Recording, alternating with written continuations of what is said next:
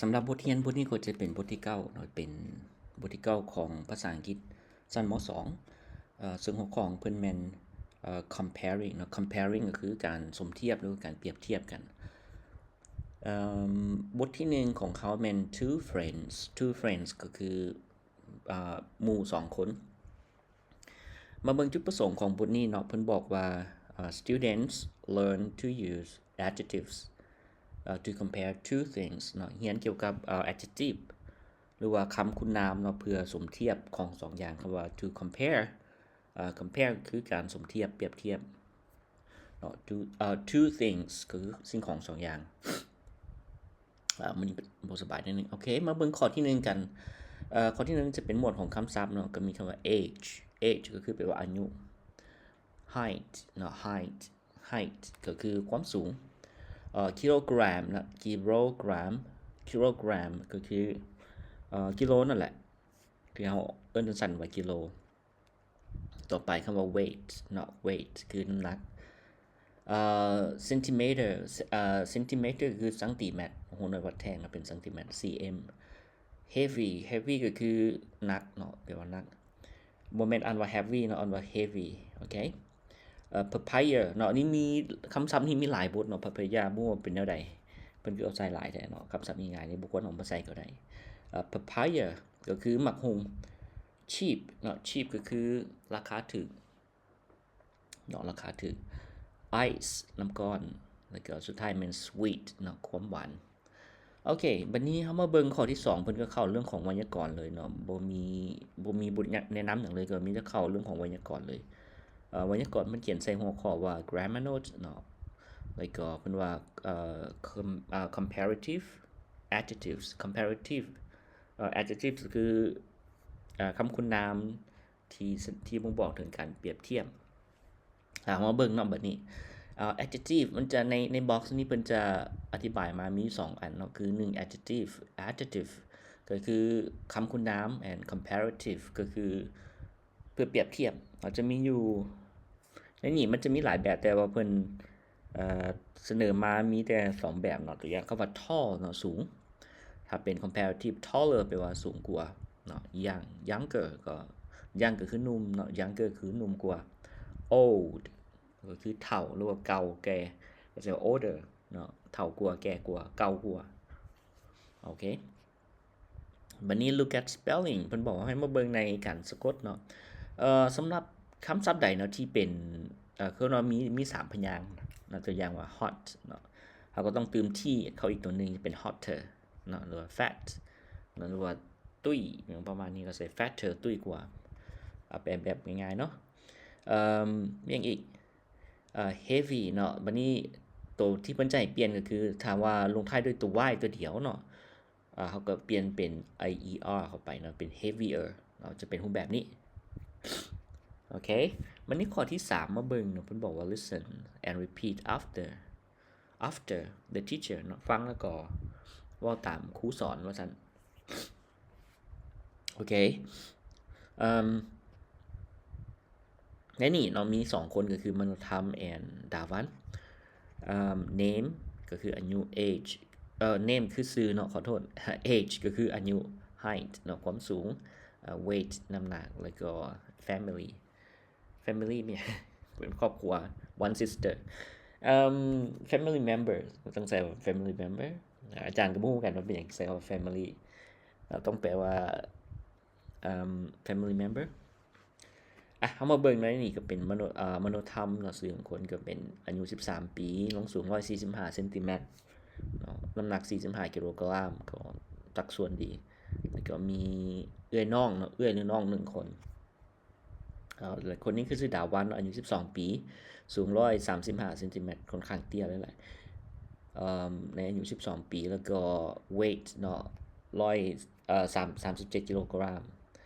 แล้วก็ครอบครัวมี two brothers and two sisters นะเป็นครอบครัวใหญ่พอสมควรโอเคถ้าไว้อ่านอันนี้เนาะถ้าเป็นว่า145นี่ก็จะ145เนาะ45 centimeters เฮาก็ใส่อ่านแบบสิถ้าว่า135นี่ก็ใส่ว่า100 and เนาะ35 centimeters ใส่ไปอ่านแบบสิบัดนี้มาเบิ่งข้อนี้ต่อไปเนาะข้อต่อไปเป็นมโนธรรม is older than that one อันนี้เพิ่นให้อ่านเนาะแม่นบ่มโนธรรมแม่นอายุหลายกว่า that one มโนธรรม is taller than that one มโนธรรม is heavier than that one that one's family is bigger thanมโนธรรมคำว่า apostrophe s นี่นะมีความหมายว่าของเนาะ that one's นี่เป็นว่าครอบครัวของ family ครอบครัวของ that one and มโนธรรมเนาะมี apostrophe นี่แปลว่าของมโนธรรม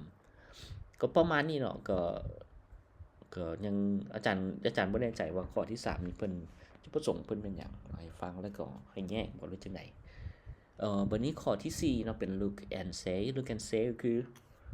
เบิ่งแล้วก็เว้า say true sentences about you เนาะให้เว้าเกี่ยวกับประโยคแท้ๆเนาะเกี่ยวกับตัวเจ้าเองมโนธรรม and that one เกี่ยวกับหยังล่ะเกี่ยวกับความเป็นจริงของตัวเฮาเองประโยคให้เปรียบเทียบบ่หรือว่าจังได๋เนาะ to compare บ่หรือว่าอาจารย์ก็บ่แน่ใจคือกันเพิ่นให้เฮ็ดหยัง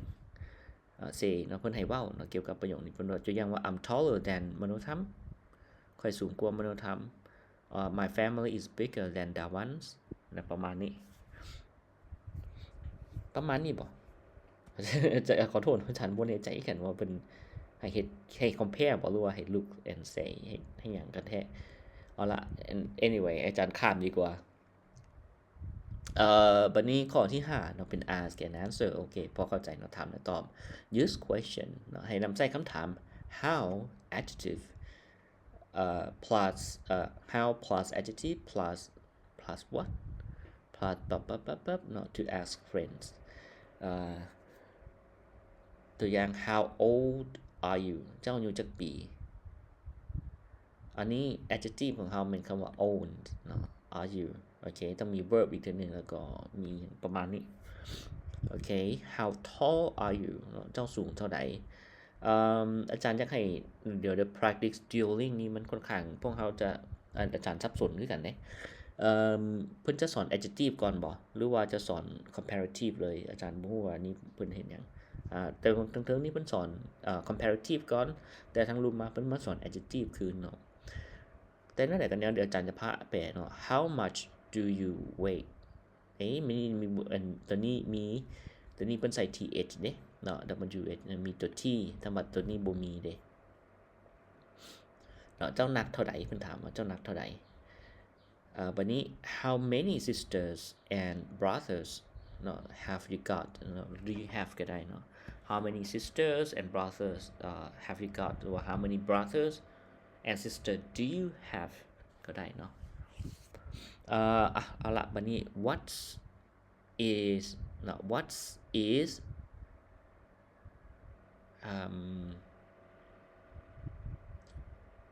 อาจารย์ฮู้กันเนาะ what is your name what is your name แม่นบ่เจ้าชื่อหยังแต่มันก็บ่แม่น adjective เด้ขอโทษเป็นวัดบัดนี้ต่อไป how old are you อันนี้ก็บ่แม่นhow old are you มีแล้วเด้how tall are you ก็มีแล้วเนาะ how much นี่ก็ใส่คำว่า how much อันนี้ก็ใส่ do you weigh เนาะตัวนี้ก็มีเบิดแล้วเนาะ how many อันนี้ก็มีเบิดแล้วเนาะเป็น example อันนี้ก็มีเบิดแล้วเนาะเอาจาก example มาใส่เลยก็ได้อาจารย์งงคือกันว่าเพิ่นเฮ็ดหยังบัดนี้ student เนาะมาบัดนี้มาถาม student เพิ่นใช้คำถามนี้บ่ให้ใส่คำถามนี้มันมาถาม student A and student B or student 1 and student 2 age เนาะก็ใส่สมมุติว่าถามคนนึงwhat's your name มีบ่บ่มีเนาะwhat is your name มีก็ใส่ชื่อเดี๋ยวนี้เนาะ2คนนี้ age how old are you เขาก็ถามมาเขาว่าสมมุติว่า12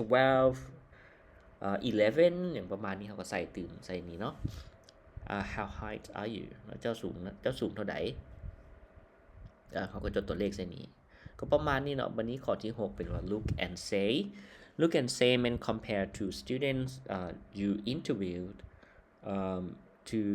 your friends โอ้เป็น complex หลายกิจกรรมนี้มันเพิ่นเริ่มมาจากนี่เลยเนาะข้อนี้เลย ข้อที่3เลยเนาะจนมาฮอดข้อที่6นี่เพิ่นจะให้ไปต่อกันเลยแต่ว่าเพิ่นอธิบายบ่ค่อยละเอียดปานใดเนาะวันนี้ข้อที่6ก็แม่นหลังจากได้ข้อมูลนี้แล้วก็เอามาสมเทียบกันถ้าว่านักเรียนคนไหนไวเนาะก็จะเข้าใจในสเต็ปของการดำเนินของเรื่องตัวนี้ถ้าว่า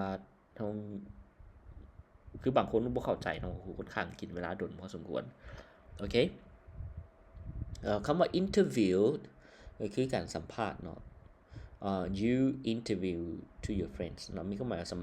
สมเทียบ2คนเนาะทางเทิงนี้ที่เฮาได้สัมภาษณ์มาแล้วนั้นตัวอย่างว่า example student 1 is taller than student 2 student 2 is older than student 1อย่างประมาณนี้อันนี้เพิ่นจะให้ใช้ comparative แล้วเนาะ adjective comparative ในตัวนี้แต่ว่าอาจารย์อยากว่าตัวอย่างเพิ่นอยากให้น้อยโพดเนาะมีแต่ซ้ำนี้แต่ว่าให้มาสมเทียบเลยถ้าวิธีทางที่ดีเนาะถ้าเป็นครูสอนหรือว่านักเรียนเนาะสิไปเรียนด้วยตัวเองก็จะแม่นเข้าไปเบิ่งในเว็บไซต์ต่างๆเนาะเกี่ยวกับ comparative นั่นก็จะมีหลายการเปลี่ยนกันอย่างต่างๆแล้วก็ไปเล่าหรือว่าไปทางไปทำไส้ตัวจริงหรือว่าไปเล่าก็ได้เนาะอยู่ในหั่นโอเควันนี้เฮามาเบิ่งในต่อไปเนาะข้อที่7แม่น say and write say true sentences to your partner เนาะให้ว่าประโยคความเป็นจริงเนาะเกี่ยวกับให้กับคู่ของเจ้า comparing two things and write them in your book เนาะให้ความทรงเทียบของ2อย่างบ่ว่า2อย่างนี้มันเป็นหยังเนาะแล้วก็เขียนมันลงไปในปึ้มบันทึกว่าซั่น your book orange sweet lemonade อันนี้สับสนเนาะอันนี้อาจารย์ว่าเคยว่าสับสนเนาะโอเคsay ว่า orange is sweeter than lemon เนาะมะเกี้ยงแม่นหวานกว่ามะนาวแน่นอนอยู่เนาะมะเกี้ยงมันต้องหวานกว่าอยู่แล้วมะนาวมันส้มมะนาวหวานบ่มีเนาะบัดนี้ข้อที่1เนาะเพิ่นว่าปักเสเวียงจันทน์ข้อที่1ว่าเวียงจันทน์ big ปักเสอันนี้เขาใส่ว่าเวียงจันทน์ is bigger than ปักเสโอเค giraffes are นี่เขาใส่ว่า are taller เนาะใส่คำว่า taller เข้าไป than are taller than horse เนาะ horses อันนี้ตืมคำว่า sweeter นะอันนี้มีคำว่า than เนาะเปรียบเทียบนะ sweeter than อันนี้ก็ใส่คำว่า than ไปเลยนี่ giraffe เนาะมันสูงกว่าข้อที่2มัน giraffe มันสูงกว่าม้านี่ใส่คำว่า sweeter ใส่คำว่า taller เนาะตัวนี้ข้อที่3บอกว่าหลวงพระบางเนาะ is older than เวียงจันทน์โอเค elephants สร้างเนาะ are heavier เนาะนี่ก็เปลี่ยนจาก จาก y นะเป็น ie are than zebra เนาะ zebra คือม้าลาย apples มักแอปเปิ้ลเนาะ are cheaper เนาะใส่ er เข้าไปเนาะ than banana อาจารย์ว่าบ่น่าจะแม่นเนาะแอปเปิ้ลน่าจะแพงกว่าnumber 6 June is hotter เนาะใส่คำว่า hotter เติม ter เข้าไปในนี้ than January เนาะเดือน6มันฮ้อนกว่าเดือน1 and the last one number 7 ice is colder เนาะcolder อันน่ะ er เข้าไป than water เนาะน้ำก้อนมันแข็งมันเย็นกว่าน้ำแน่นอนบ่เสมอไปเนาะน้ำบางอย่างเนาะถึงอย่างมันมีธาตุแห้งต่างมันอาจจะเย็นกว่าน้ำก้อนก็ได้น้ำก้อนเพราะว่าติดลบ0องศาดิแต่ว่าน้ำบางครั้งมันจะไปติดลบได้เนาะถ้าเป็นน้ำที่เป็นนั้นได้เนาะบ่แม่นน้ำธรรมดาโอเคเนาะนั่นคือบทของเฮาเนาะกดข้างเน้นอาจารย์เดี๋ยวขอเสริมเนาะคือเวลาเฮาเรียนก็คือเฮาจะไปสมเทียบกับcomparative 1เรียน adjective ก่อน2มาเรียน comparativeเฮาจะมีรูปแบบการเปลี่ยนแนวใดเนาะจะเน้นของคำศัพท์อาจารย์คิดว่าจะมีคำว่า taller bigger smarter lazier เหมือนต่างๆอีกแล้ว more beautiful อีกต่างๆอีกเนาะจะเป็นรูปแบบนั้นโอเคสำหรับบทนี้ก็สิประมาณนี้เนาะนะครับเป็นจังได๋ก็ติชมกันได้เนาะ